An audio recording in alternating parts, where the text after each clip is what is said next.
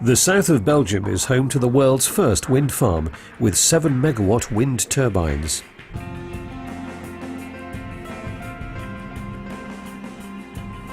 This unique wind farm has 11 of these turbines. Together, these enormous machines supply enough green energy to meet the energy needs of more than 55,000 families.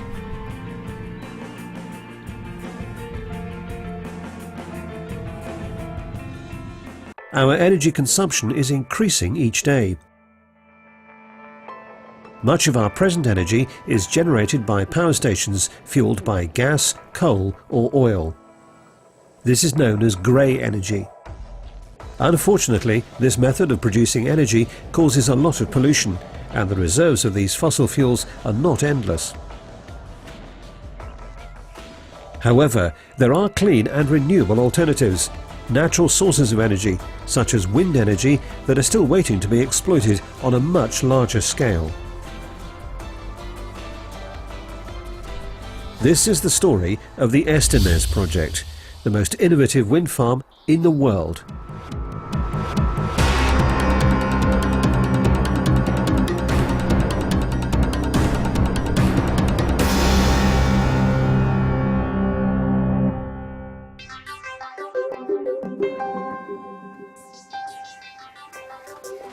The first challenge is to find a suitable location for the project.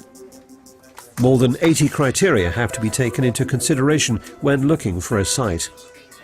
The most important restriction in planning a wind farm is the distance from houses. A 700-metre buffer all around existing houses has to be respected. However, it's not just the impact that the project has on the surrounding neighbourhood that has to be studied in detail. An independent agency also investigates the impact that the project might have on the local fauna and flora. The final wind farm zone is determined only when all the criteria have been met. The zone is located on the Levant du Mont.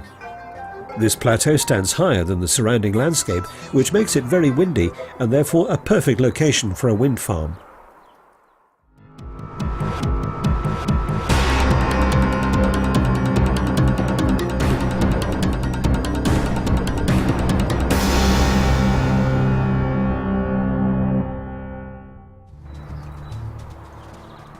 Before WindVision can realise the project, it needs the support of local residents.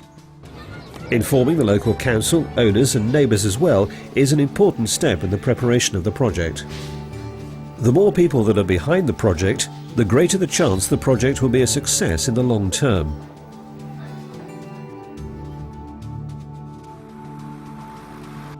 After years of preparation, WindVision is finally able to start building the wind farm.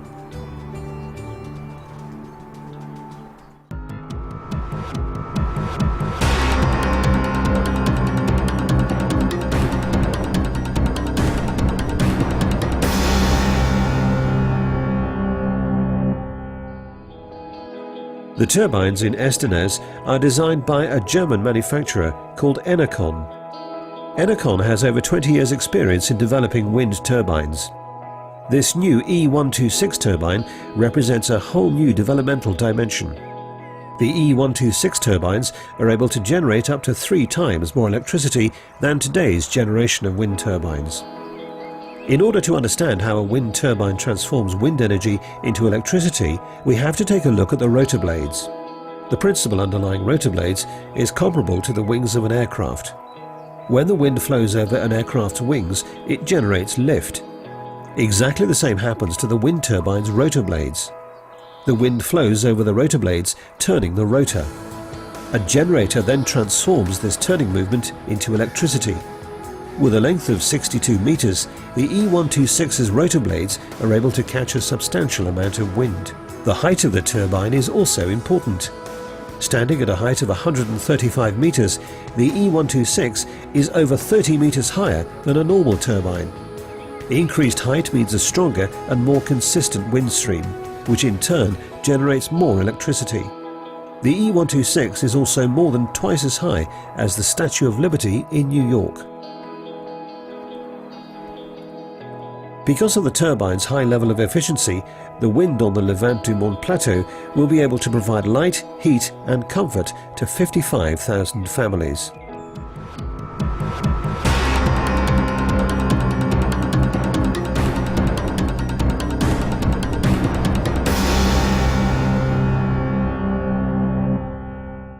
A hidden yet crucial part of a wind turbine is its foundations. In order to ensure that a 200-metre turbine stays upright, Enercon designed a set of foundations made from reinforced concrete.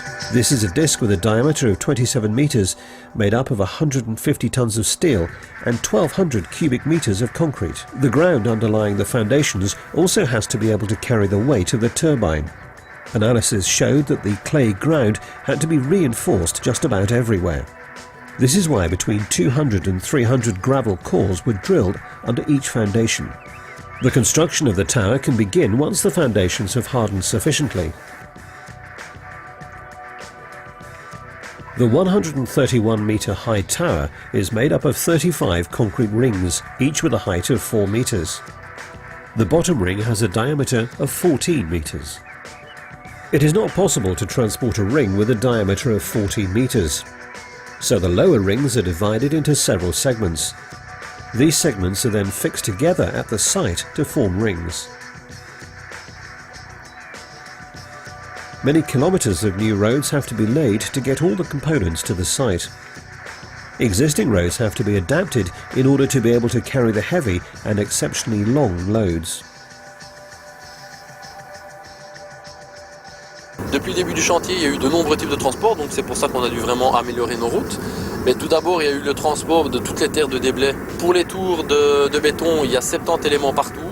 Donc ça veut dire qu'il y a 70 camions uniquement juste pour une tour. Après, il y a 6 camions parce qu'il y a les 3 pales, mais 3 pales divisées en deux. Puis après, il y a aussi à peu près une quinzaine de transports pour les éléments de la nacelle. Encore 2 transports supplémentaires pour ce qui est du rotor et du stator, qui sont des pièces très lourdes et qui prennent énormément de place.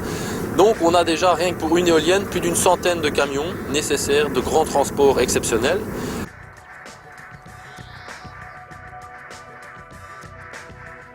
On a l'éolienne en face, elle est en face de la baie vitrée et donc de la cuisine tous les jours, au déjeuner, au dîner, au souper, on a l'éolienne en face. Mais on trouve qu'elles ne sont pas ordinaires, que leur dimension leur donne une certaine majesté, donc on apprécie plutôt leur présence.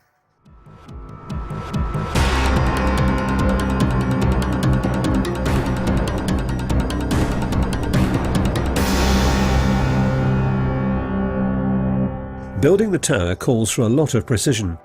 The rings have to be placed exactly on top of each other at great heights. Concentration is important here, as one wrong step can have fatal consequences. Construction work is also hindered by the wind. Because the cranes are 150 metres high, they can only be operated in a moderate breeze. Having lots of wind is therefore not always a blessing. When the final ring is placed on the tower, cables are pulled through to hold all the rings together. These cables are then tightened at the bottom of the foundations, making the tower strong enough to withstand the wind.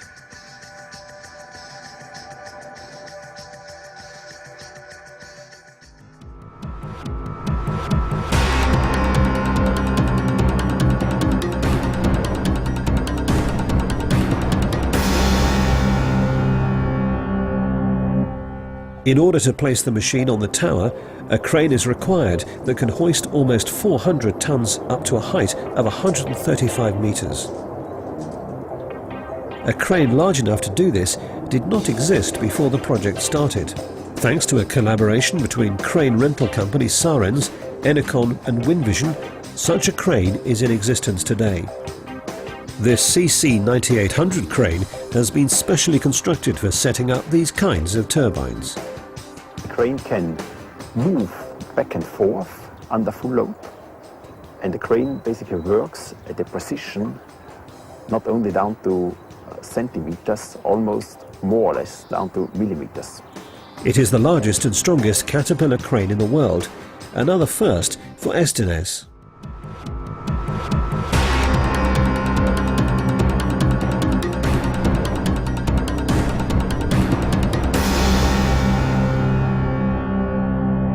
All the components are at the base of the turbine, ready to be hoisted up. After the nacelle and the generator have been fitted, it's time for the most delicate operation of the whole process: hoisting up the rotor. The rotor will hit the ground if it is lifted without any assistance. A second crane is therefore required to prevent the rotor from being damaged. The rotor weighs more than 350 tons and not only has to be lifted, but it also has to be turned. Even though everything has been calculated and checked beforehand, it is still a very tense moment.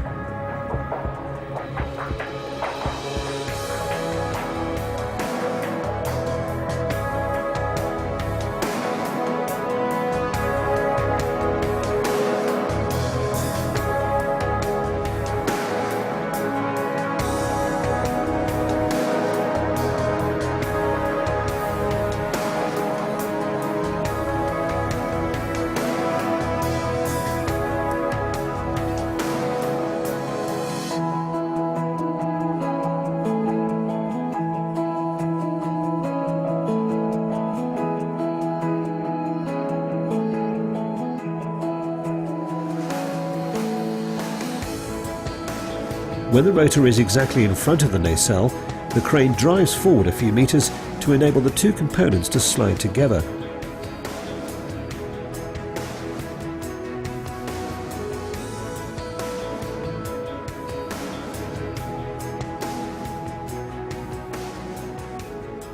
It's been a long journey, but the turbine is finally ready.